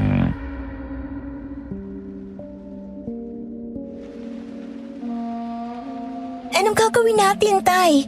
Si ate, baka may nangyari kay ate. Hahanapin ko si Asyang. Larissa, kayo munang bahala rito. Aalis ka? Pero masyadong delikado, Miguel. Paano kung may makasalubong kang aswang? Magdadala ako ng sandata. Mag-iingat ako. Pupuntahan ko rin si Mang Hakob para ipaalam to sa kanila. Sasama ako, kuya. Ano? Hindi, dito ka lang. Baka kung ano pang mangyari sa'yo eh. Dito lang kayo sa loob ng bahay. Ikandalo niyong pinto at huwag niyong bubuksan ito hanggat hindi ako ang kakatok, okay? Mag-ingat ka, please. Kapag sa tingin mo may nagbabadyang dilubyo, bumalik ka kaagad dito.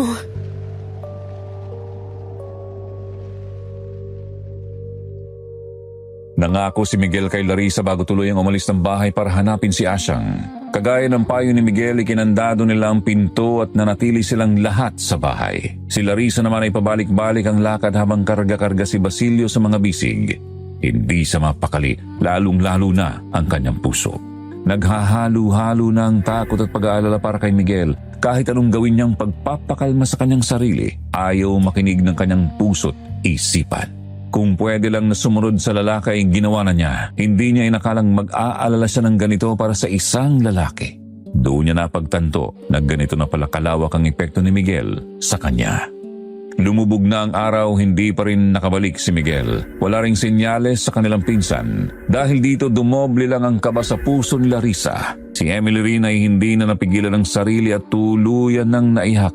Sinisisi ang sarili kung bakit hindi niya pinigilan si Asyang kanina.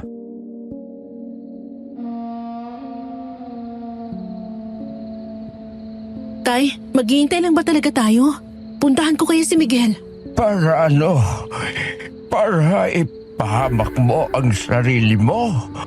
At saka, hindi mo alam kung nasaan sila. Pero tay, paano kung may nangyari na sa kanila? Naiintindihan ko ang pag-aalala mo, anak. Pero maghintay pa tayo. Pagkatiwalaan natin si Miguel, babalik siyang ligtas dito. May tao. Sino yan? Larissa, ako ito, si Peter. Nahanap ko na si Asyang. Ano?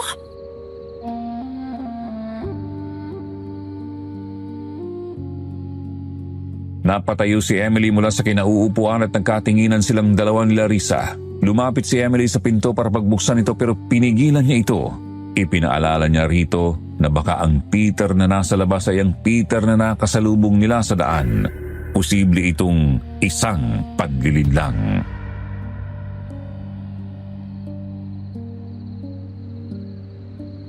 Anong plano mo, ate? Akong bahala. Peter, kasama mo ba ngayon si Asyang? Nandito ako, Riz. Ba't hindi niyo pa binubuksan ang pinto? Ate Asyang? Ikaw ba talaga yan? Oo, ipapaliwanag ko sa inyo ang nangyari. Papasukin niyo muna kami ni Peter. Pero, paano kung... Nahanap ako ni Peter Emily. Ang totoong Peter ang kasama ko. Yung nakasama ko kanina, nilinlang niya ako.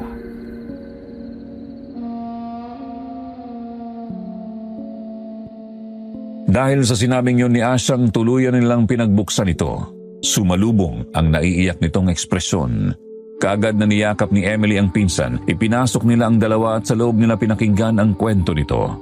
Nung sumama si Asyang sa lalaking nagpapanggap na Peter, ipinasok daw siya nito sa isang kanto. Ang paliwanag sa kanyang lalaki ay dito raw siya magde-deliver sa sukang dala. Dahil hindi naman taga rito si Asyang at hindi siya mahilig pumunta sa ibang bahay, bukod na lang kina Peter, hindi niya pa alam ang lahat ng pasikot-sikot sa kanila.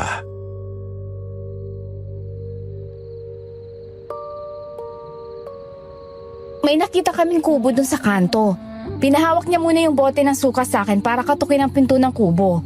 Nung mahawakan ko ang bote ng suka, bigla na lang sumakit ang ulo ko. Nawalan ako ng malay. Pagmulat ko, nasa loob na ako ng kubo at nakatali ang mga kamay at paa ko. Kaya ba may bakat ang mga pulso mo? Oo, iginapos ako ng taong yun. Pero nung nagising ako, wala na siya. Hindi ko siya mahanap. Iniwan niya ako ron. Nagsisigaw ako para humingi ng tulong hanggang dumating si Peter. Nag-aalala ako ron sa sinabi ni Emily. Kaya umalis ako sa bahay para hanapin ka. Buti na lang talaga at nahanap kita. Salamat naman ligtas ka, Asyang. Si Miguel, hindi niyo ba siya nakasalubong? Lumabas siya para hanapin kayo. Hindi namin siya nakita eh.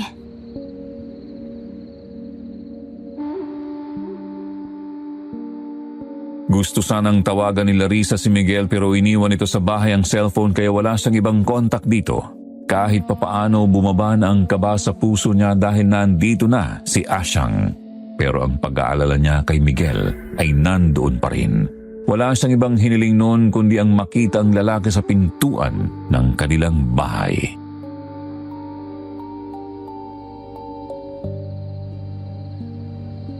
Hahanapin ko lang siya. Ako na ang magsasabi sa kanila tungkol kay Asyang. Salamat, Peter, ha. Mag-iingat ka. Walang ka naman, Riz. Asyang, mauna na ako. Mag-iingat kayo rito ha. Masama pa naman ang kutob ko ngayong gabi. Sa tingin ko, Riz, binalak ng mga aswang na gawin nila akong pain. Baka sumalakay sila ngayong gabi. Basta walang lalabas sa atin dito sa bahay. Magiging ligtas tayo. Sabi ni Mang Jacob, hindi sila basta-basta makakapasok dito dahil sa amuleta ko at sa mga pinalibot sa bakod natin.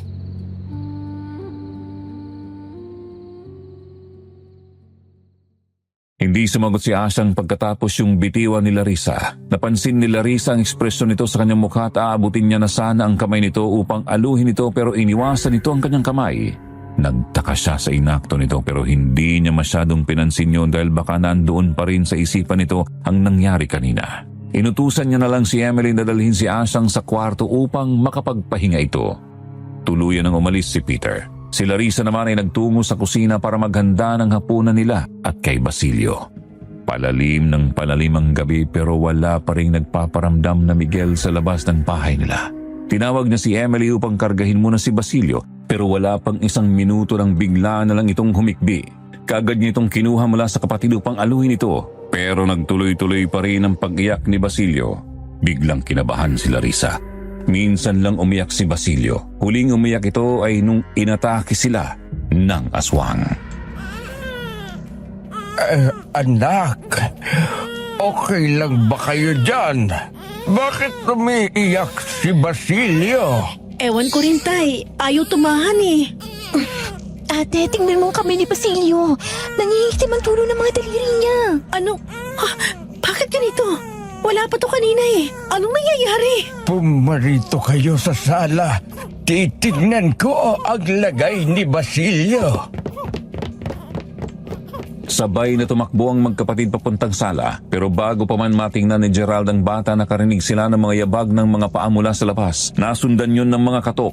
Hindi pa man nagsasalita ang nasa kabila, alam na agad ni Larissa kung sino ito dahil sa kung paano ito kumatok.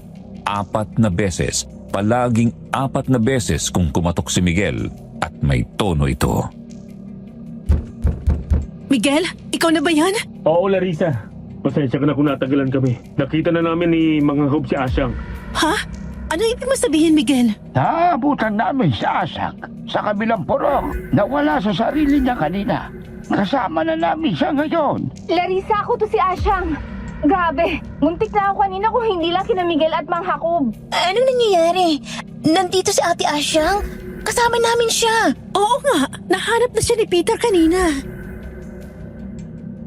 Nabalot ng kalituhan ng dalawang panig. Si Larissa na nakahawak sa busol ay hindi mabuksan-buksan ang pinto dahil sa pagdadalawang isip. Kung kasama nila Miguel si Asyang, sino itong nasa loob ng bahay nila o hindi kaya ang nagsisinungaling sa kanila ay ang kasama nila Miguel. Si Emily rin ay hindi na mapakali. Pabalik-balik ang tingin nito sa pinto at sa kanyang kapatid. Hindi nagtagal lumabas mula sa kwarto ang Asyang nakasama nila. Anong nangyayari? Bakit naririnig ko ang boses ko kanina? Asyang, ano kasi... Larissa, ako ang totoong Asyang. Huwag kang maniwala dyan. Sina Miguel at Mang Jacob ang nakahanap sa akin. Larissa, buksan mo muna ang pinto. Ipakita mo sa amin ang kasama nyo. Pero... Buksan ninyo ang pinto. Ang langis na hawak ko. Kumukulo ang langis na hawak ko. Bago pa man magawa ni Larissa ang iniutos sa kanya, bigla na lang ngumisi ang Asyang nakasama nila. Ang ngising yun ay nauwi sa isang tawa habang ang mga mata ay titig na titig sa hawak ng sanggol. Mariin itong pumikit at kinamot ang noo. Doon nila napansin ang mga kuko nitong mabilis kung tumubo hanggang sa naging matulis sa mga dulo. Sobrang tulis ng sarili nitong noo ay dumudugo na sa pagkakamot.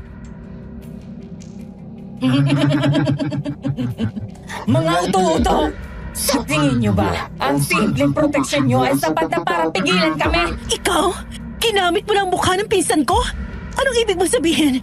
Hindi ka tinablan ng proteksyon na inilagay namin sa mga bakod? Kinailangan ko lang ng permiso. At dahil pinatuloy nyo ako sa inyo, nagawa kong iwasan ang epekto ng mga panangga nyo. Isa kang aswang? Ibigay mo sa amin ang bata. Siya lang ang kailangan namin.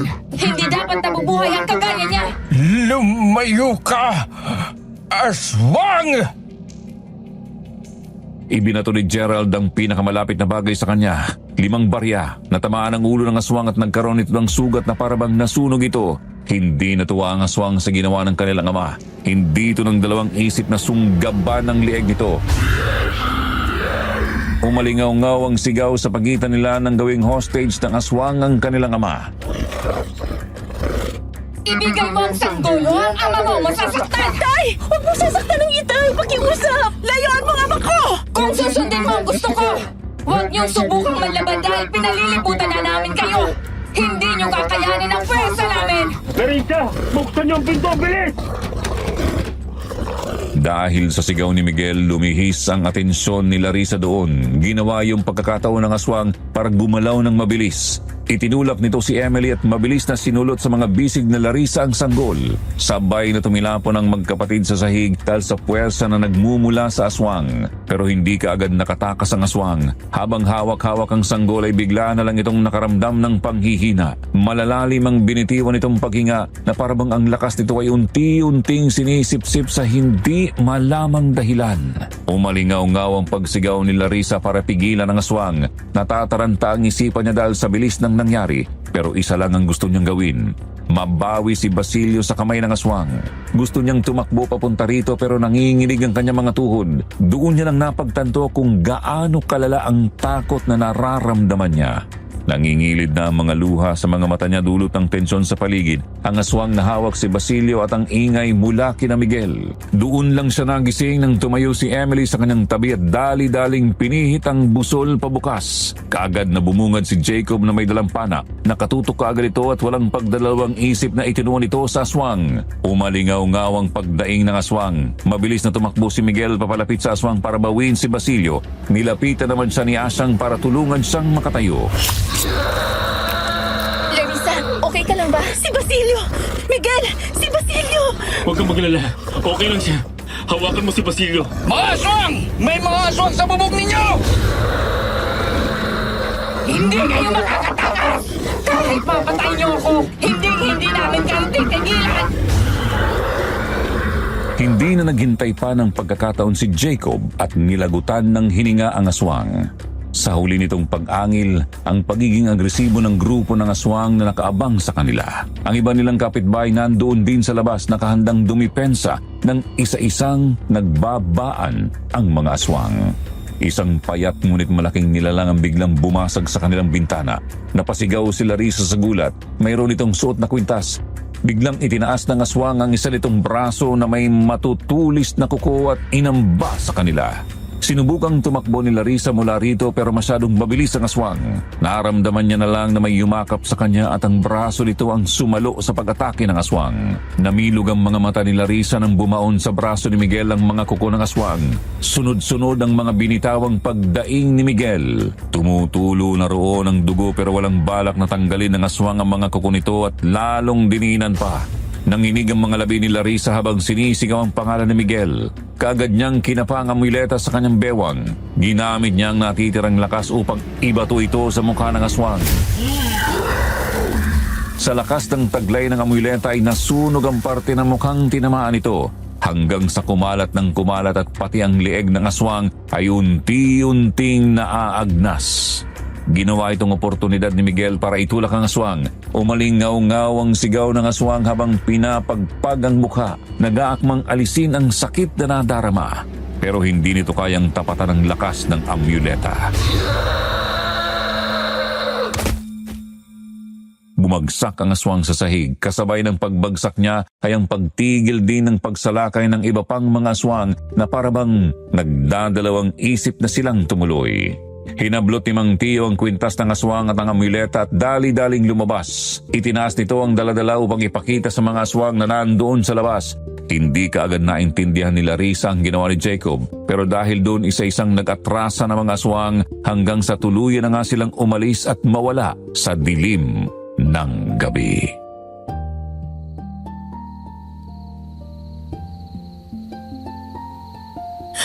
Miguel! Diyos ko! Miguel! Kumalma ka, Riz.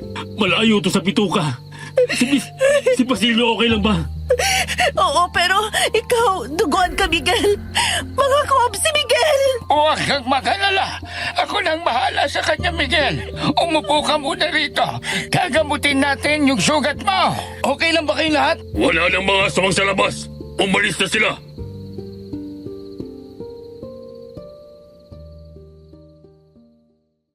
Nung gabing yon, kahit umalis na ang mga aswang, hindi pa rin sila nakatulog. Masyadong alerto ang kanilang mga katawan dahil sa nangyari. Si Larissa din ay abalang bantayan si Miguel, habang ang iba naman ay inilibing ang mga aswang na napas lang nila. Ang kwintas na nakuha ni Jacob kasama ang amuleta ay isinabit sa kahoy na pinakamalapit sa kanila. Mayroong ginawang ritual ang albularyo doon bago bumalik sa kanila.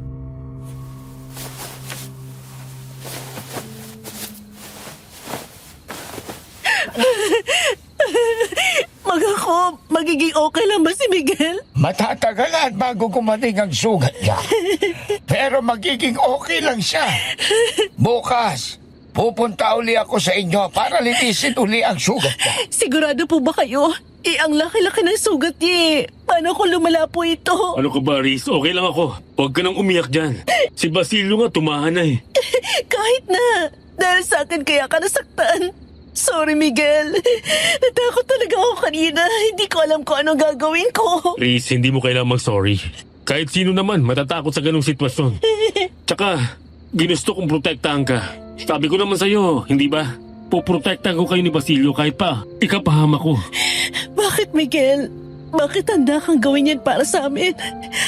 Sobra-sobra na itong ginawa mo para sa amin. Hindi mo pa rin ba talaga nahalata, Riz? Mahal kita. Matagal na.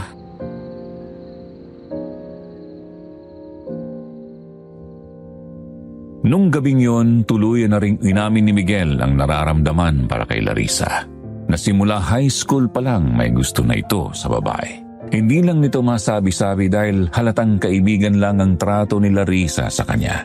Si Larissa naman ay nagitla at hindi kaagad nakasagot. Pakiramdam niya ay nabingi siya. Isa-isang nagsipasukan sa utak niya ang mga ginawa ng lalaki sa kanya noon at ang mga banat na binibigay nito dati. Ang lahat ng yun pala ay mga parinig nito sa kanya. Pero masyado siyang manhid para maramdaman ito. Hindi naman pinilit ni Miguel na bigyan kaagad siya ng kasagutan ni Larissa. Sapat na sa kanya sa mga oras na yon na nagawa na niyang umamin at handa siyang maghintay rito.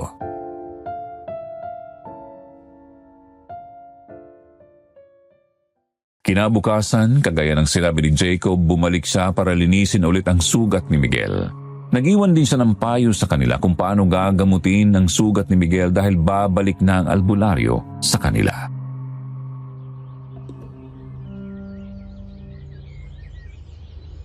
Pero hindi pa ho natin napapaslang ang lahat ng aswang.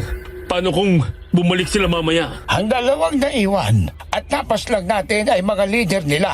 Hindi na sila babalik pa rito dahil sa nasawi sa kanila. Hindi pa sa ngayon. Hindi pa sa ngayon. Ibig mong sabihin, mga Kob, babalik at babalik po talaga sila? Pero nasisiguro kung matagal pa. Dahil sa nasaksihan nila ngayon, hindi sila magpapadalos-dalos. Iniwan ko rin sa puno ang kwintas at ang amuleta bilang paalala sa kanila. Kung sakali mang mag-akma silang atakihin kayo uli. Magiging ligtas po bang anak namin? Nakasisiguro ako, Iha. Sa panahong lulusong uli ang aswang, kakayanin na ng sanggol na yan na ipagtanggol ang sarili.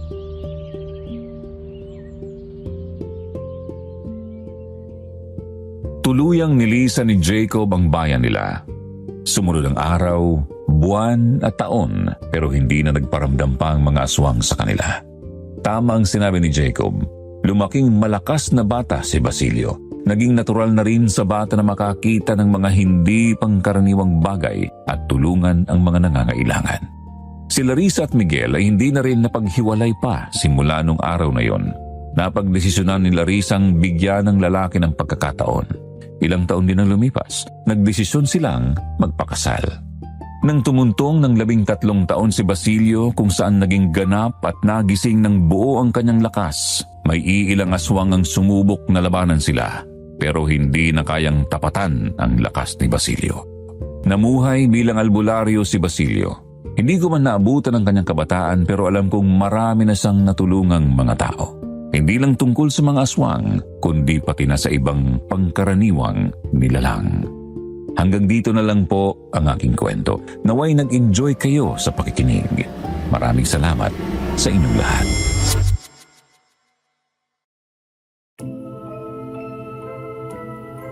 Ano kaya ang pakiramdam ng maging iba? Ilan lang sa atin ang biniyayaan ng ganong taglay. Naiintindihan ko ang bigat at kabang naramdaman ni Larissa nung unang dumating sa kanya si Basilio, lalo na't wala pa siyang karanasan bilang ina. Bukod doon, nadawit pa sila sa tadhana ng sanggol. Buti na lang nandoon si Miguel para tulungan si Larissa. Hanga ako sa tapang niyang taglay at mabuti na lang nagawa niya ring umamin sa huli. Kayo po, naghintay rin ba kayo sa pag-amin ni Miguel? Handa na rin ba kayong makinig sa mga susunod nating kwento? Abangan bukas, 8:00 ng umaga.